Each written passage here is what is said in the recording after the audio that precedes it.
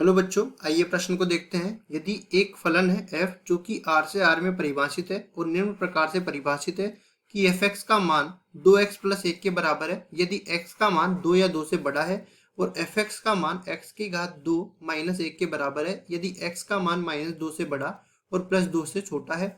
fx का मान 2x के बराबर है यदि x का मान माइनस 2 से छोटा या उसके बराबर है। तो हमें निम्नलिखित का मान ज्ञात करना है f माइनस 3 का। यहाँ पे देखो, एक समान परिभाषित फलन नहीं है, तो सबसे पहले हम लोग इसके मुख्य अवधारणा के बारे में चर्चा करते हैं। मुख्य अवधारणा मुख्य अवधारणा में हमें किसी भी बिंदु पर फलन का मान ज्ञात करना है। तो कैसे ज्ञात करते हैं, देखिए, किसी भी बिंदु पर फलन का मान, देखिए यहाँ से मान लो कि कोई फलन मैं मान लेता हूँ, यहाँ से परिभाषित कर देता हूँ कोई रैखिक फलन को ax प्लस b के रूप में।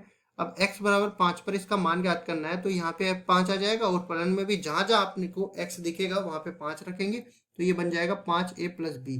अब इसका देखो, परिभाषा से तो हमने समझा दिया कि फलन का मान कैसे निकालते हैं।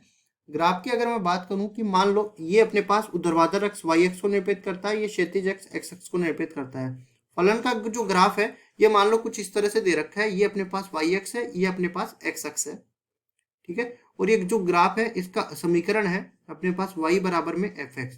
अब ये मान लो x बराबर x1 पर हमें x बराबर x1 पे फलन का मान ज्ञात करना है, तो इसको हम लोग मिलाते हैं y अक्ष से, तो ये वाला बिंदु आ जाएगा fx1 और इस बिंदु को मैं p नाम दे देता हूँ। इसके निर्देशांक किसके बराबर हो जाएंगे, x1 और px1, सॉरी px1 नहीं fx1, इसको सही कर देते हैं क्योंकि फलन हमने fx से परिभाषित किया है, तो ये बन जाएगा इस तरीके से fx1।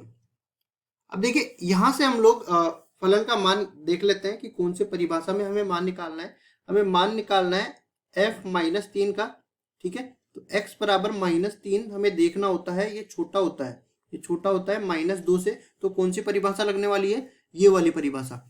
यहाँ पे हम लोग परिभाषा लगाएंगे fx बराबर में 2x, क्योंकि ये परिभाषा किसके लिए अनिवार्य है, x का मान माइनस 2 से छोटा या उसके बराबर होना चाहिए, तो माइनस 3 माइनस 2 से छोटा ही है।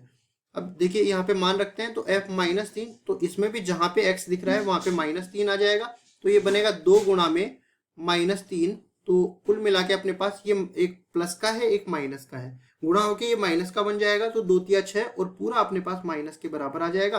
तो f माइनस 3 का मान किसके बराबर आ गया, f माइनस 3 बराबर आ गया माइनस 6 के, और यही हमारा उत्तर हो जाएगा। आशा करता हूँ ये सवाल आपको समझ में आया होगा। धन्यवाद।